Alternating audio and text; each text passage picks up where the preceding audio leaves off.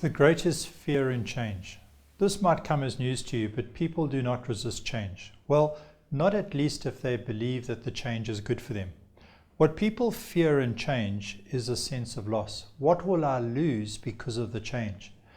Adaptive leaders are very attuned to the sense of loss when leading change.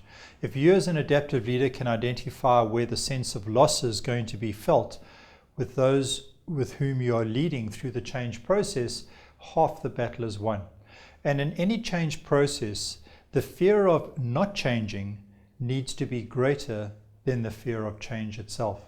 And if you can understand that and that sense of loss as an adaptive leader, as I say, leading change will become a whole lot easier. One of the ways you can identify that sense of loss your people may be feeling but not articulating is to, in any change process, take your team members out one by one and explore what that sense of loss is for them.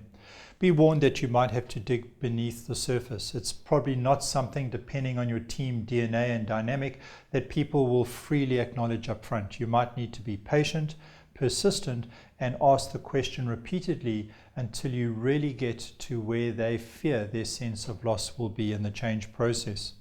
Having done that, the second part to it would be to start exploring with them what would happen if you don't change. What would not changing look like? And by being patient around those two questions, it will go a great deal in helping your team deal with change. Of course, there are changes where you don't have the time to do that. But wherever possible, when you launch on a change process, take time to identify where the loss is going to be felt and what not changing will look like. That's going to help considerably in executing on any change.